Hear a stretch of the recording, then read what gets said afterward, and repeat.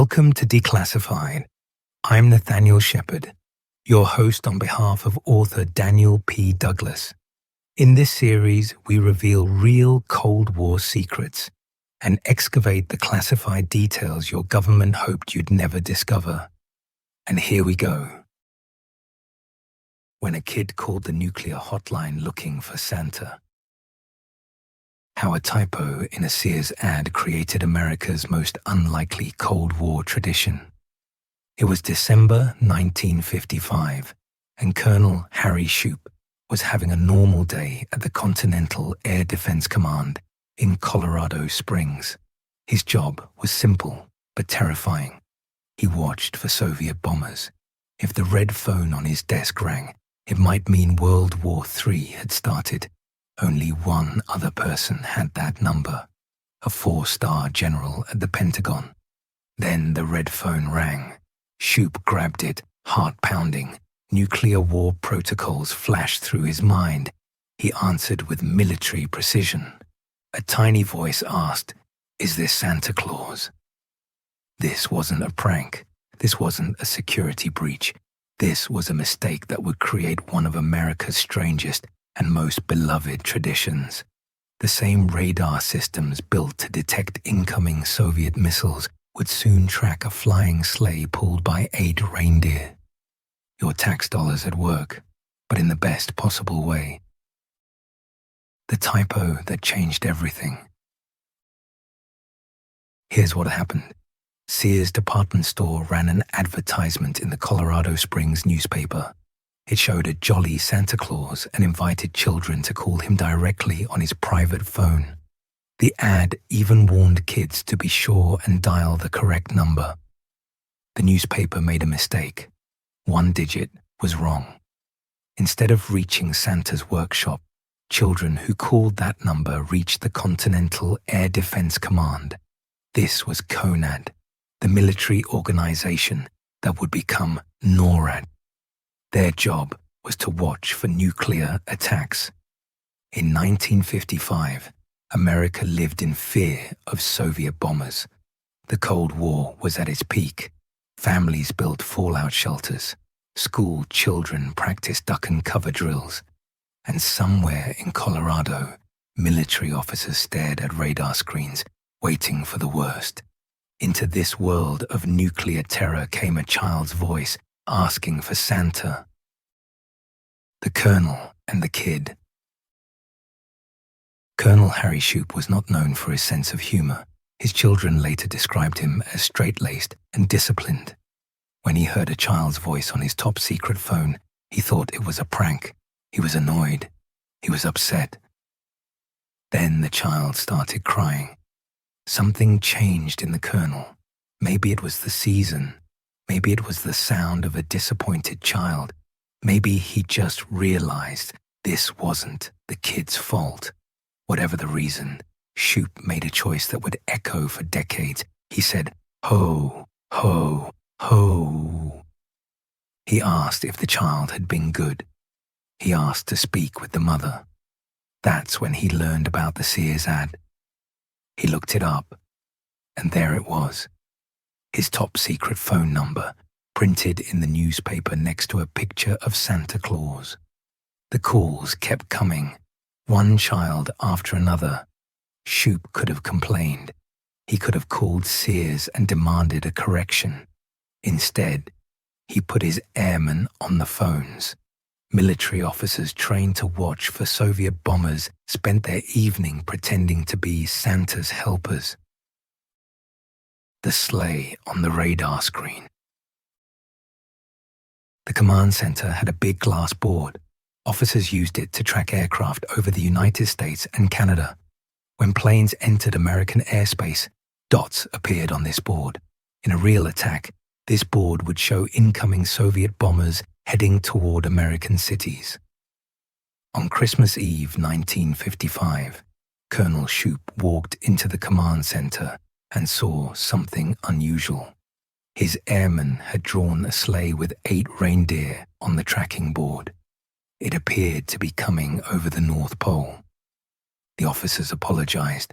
They said it was just a joke. They offered to take it down.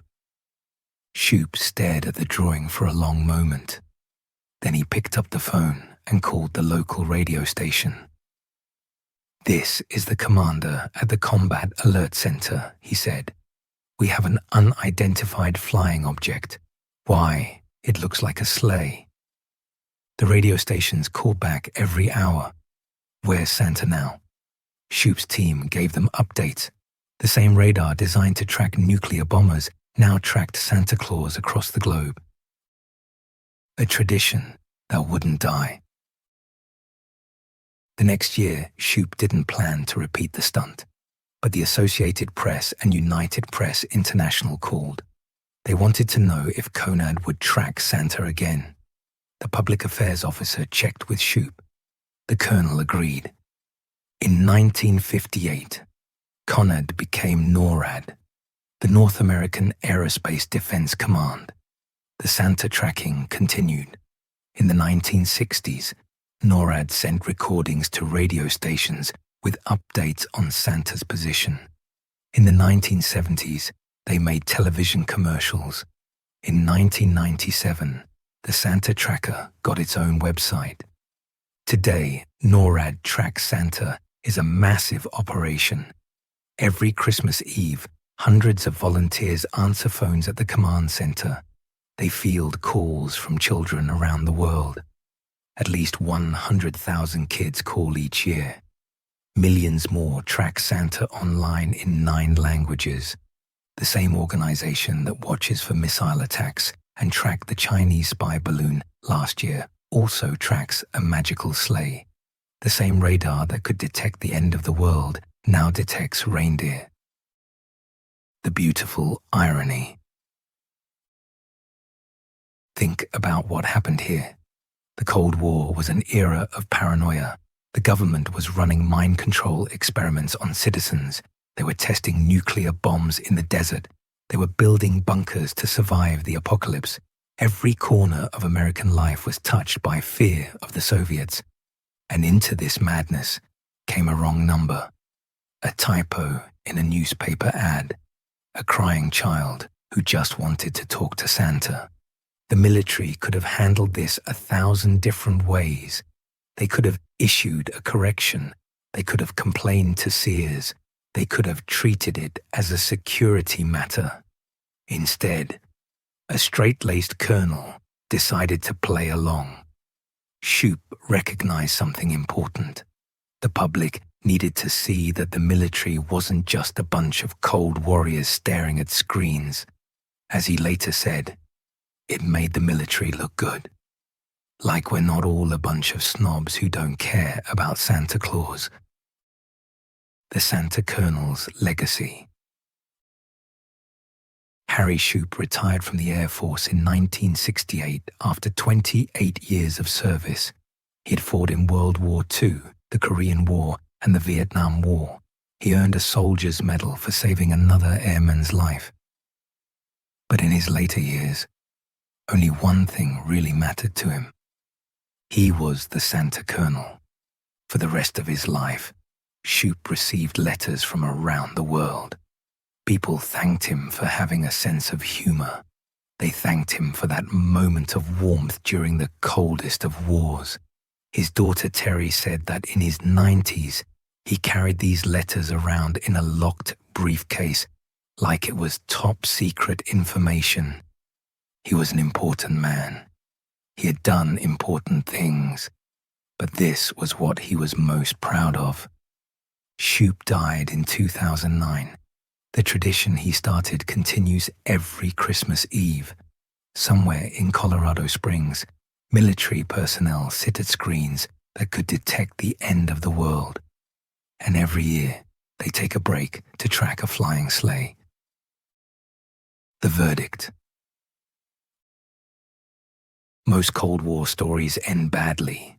Programs fail, people get hurt, secrets get buried. The government wastes millions on insane ideas that never work. This one is different. This is the story of a mistake that became a miracle. A typo that became a tradition. A military officer who chose kindness over protocol. For 70 years, the same technology built to watch for nuclear death has tracked Santa Claus. The same bunker carved into a mountain to survive the apocalypse now helps children follow a magical journey. The infrastructure of fear became the infrastructure of joy. On Christmas Eve, if you have children, you can call 1-877-HI-NORAD. A volunteer will tell them exactly where Santa is. That volunteer might be a military officer. They might be standing in a facility designed to survive nuclear war. And somewhere, the ghost of Colonel Harry Shoup is probably smiling.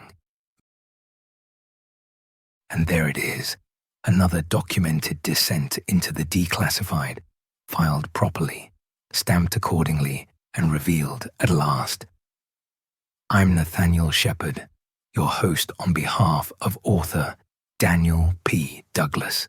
Be sure to check out Daniel's Substack, The Intelligence Bulletin from author Daniel P. Douglas, for other podcast series, written articles, and links to all of his books. Thank you for listening.